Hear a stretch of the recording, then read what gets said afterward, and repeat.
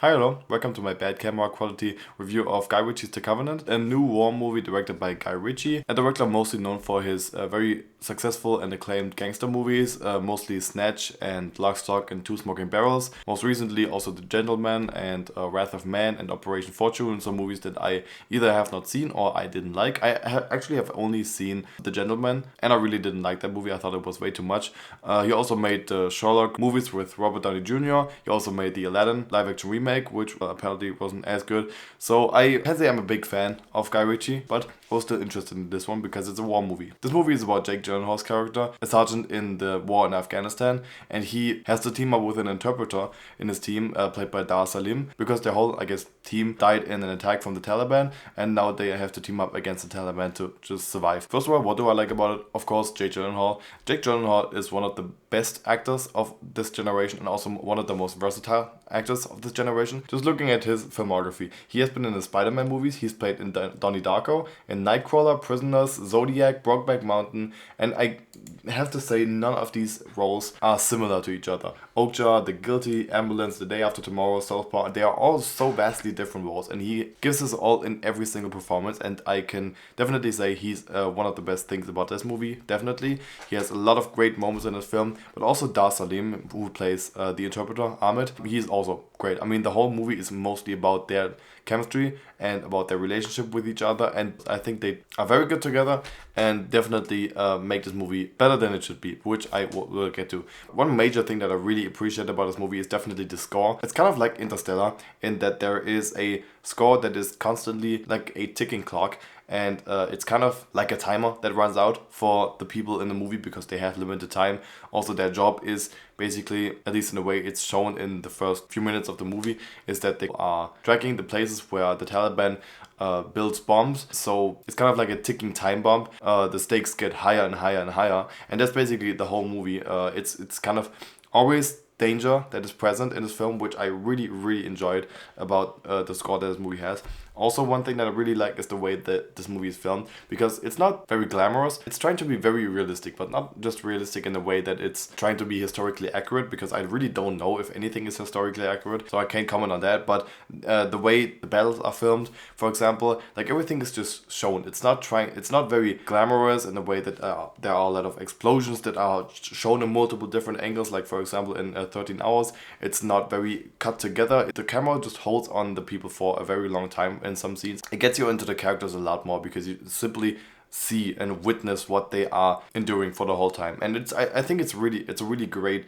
way to make a war film. A lot of war films, like for example Saving Private Ryan, are having the camera very shaky because it's like very stressful, which is also a good technique. Like it works for that movie, but in this movie it's kind of the exact opposite, and it also really works. And in general, I think this movie is just very tense. But the thing is, I think war movies in a way are kind of having a cheat code with that, because there are almost no bad war movies, and if there's a war movie that I don't like, it's usually not because I think it's boring. It's usually because of other reasons. I think the whole setting of a war is automatically very intense and very stressful, and therefore I'm instantly much more engaged into the characters. You can do a lot wrong with a war movie and still be kind of interesting. Like for example Dunkirk, which I thought was a kind of boring movie, but to be honest, because of the setting of the war, I'm still kind of interested in what is happening. I still think this is a pretty decent movie. So this movie already has that, but I think this movie is much more than just, kind of stressful, because it really does a good job at making you feel for the characters we are following. Some bad things about this movie, it doesn't actually have a lot. I think in general, I don't really have a lot to say about this film in comparison to other movies I've talked about in the last few weeks, because I genuinely think this is just a very decent war movie that I will probably remember. I think this is one of the better movies of the year, but not a movie that will go down as one of the best war movies ever. Now, here's one thing I really didn't like about this movie, or not what I really didn't like, but like I just sometimes noticed it was a bit off, and that's the writing. This movie is written by Guy Ritchie and two people who were also writers on some of his other movies, and yeah, sometimes the dialogue just kind of fell off. Like there was some moments that just didn't fit. Most of these moments were when nothing's really happening, nothing is very tense, it's just a normal conversation, but it didn't feel like a normal conversation, it just feels kind of off, and I can't really explain what it is. And there's also one scene, I think you know the experience when you have to call someone and you constantly get put on hold. Yeah, there's a scene in this movie. I won't exactly say what happens in the scene. Yeah, basically a person gets put on hold a lot of times, and at some point he just has kind of a breakdown because of it. It's very weird. The scene itself I can understand. It's kind of frustrating. It's a very frustrating experience, but it's a very dramatic moment, and the person who has this moment in the movie gives it his all. He is very good in the scene, but I just can't help but laugh at it, and I don't know if I'm supposed to. I don't think I am supposed to, but that was just the reaction I got from it because it was just so ridiculous and kind of out of nowhere in this movie. But yeah, the writing sometimes is just kind of off in this film, and I can't really explain why. And another thing that I just kind of felt was a bit weird about the film was the last moments of the film. Not the last moments of the story, because the story actually ends perfectly. I think the ending of this movie, the ending shot is just amazing. After that, we had seeing the credits with a lot of photos from real people, and like I just don't really get the point of it, because to be honest, I thought when the first photo was shown that this was just the people who are in the story, and I thought, oh, okay, I didn't know this was a real story. Interesting, cool. But after that, they show more photos of different people, and I thought, okay, these can all be the same. So these must be all pictures of soldiers who were friends with interpreters in the war. Okay.